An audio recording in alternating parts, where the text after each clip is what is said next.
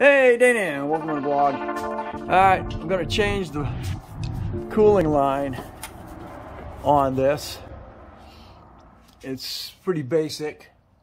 You got your clamps up there. Undo the clamps, those will drop down. I think we're going to get wet.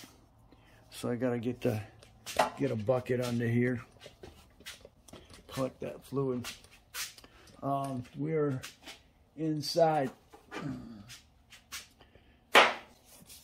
Cooling line is inside there. And you can see how it's leaking. Well, I went down there today to Wilbert's and got another one. Well, unfortunately, I couldn't find any that were in decent shape other than finding this one. So somebody went in there, changed the year or something, I don't know, on it, and here's what's going back in. So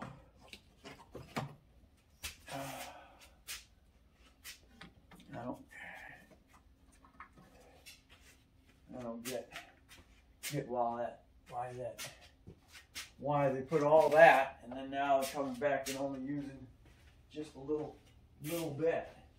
I had the same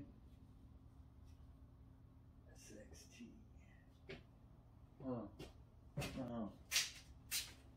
The other one was an SXT too.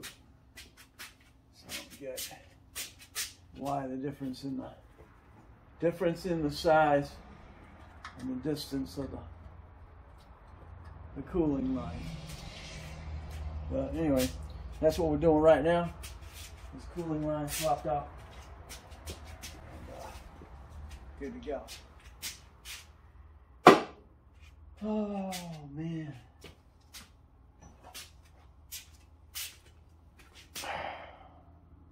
Alright, this is where I'm at with that frickin' power steering cooling line.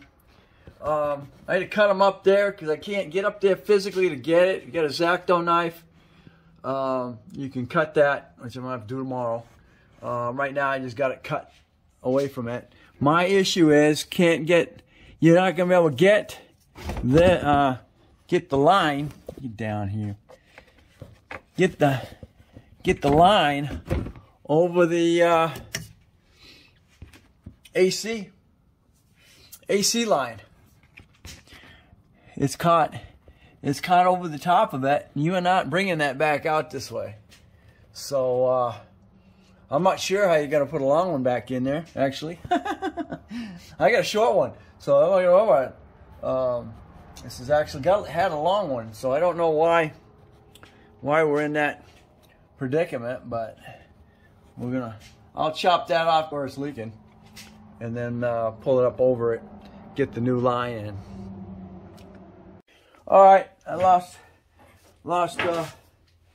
some time there. I can tie it back on. Got the skirting all done. Okay, had to cut this off so I get it separated.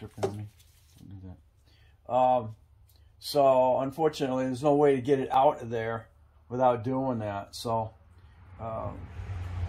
between a large pair of those wire cutters and then a small pair of chain cutters, you're able to cut that so you can pull it out the front.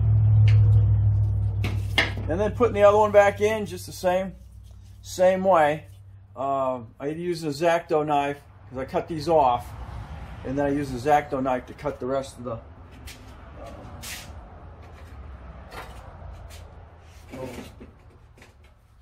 the hose off with. Never mind. But and then just go ahead and put it back the exact same way you took it off. Little push things here that you push into the side there to hold it, and then you got your front screws to hold it in there. So anyway, so that's done. Next thing will be to service up the reservoir on the power steering rack, and then we'll go from there. After replacing that drive shaft in there, I got to fill the transmission with fluid on that as well. Get that back up the thing. Make sure you get an idea how much fluid you drained out, and then you'll be real close when you go to put it back in. All right, almost done. I got it down. Now it's filling the reservoir. I have to overfill it this time.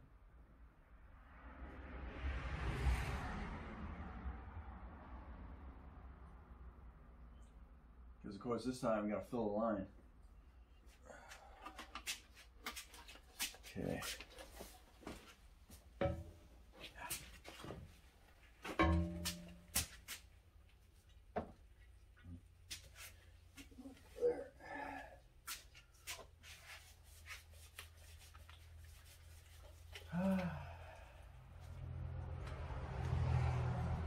Why all this is keep them running.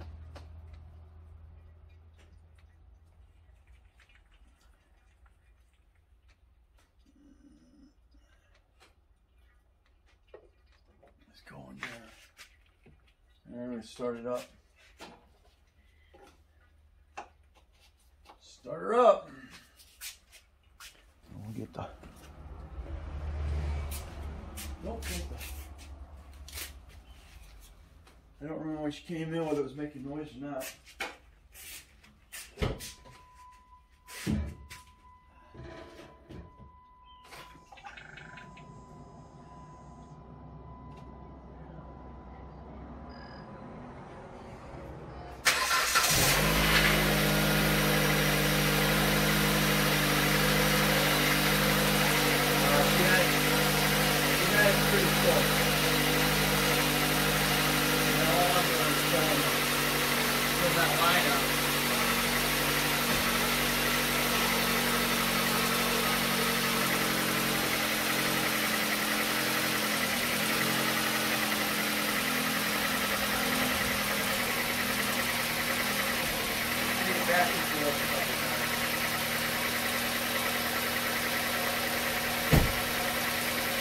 You can see.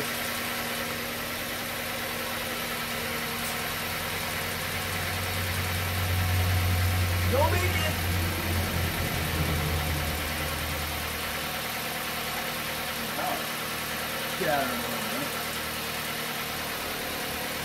Oh yeah. I gotta service the transmission too there, man.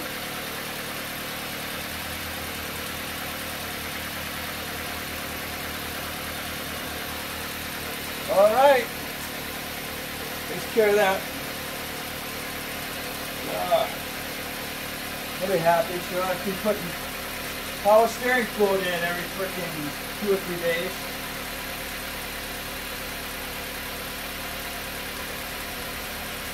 All right, so thanks for watching. Don't forget to comment, subscribe, definitely share. Catch y'all next. Dana Crosby's Garage. All I can say about that evolution was get your model number, and you can match up. Then you'll be able to match up the cooling line on that.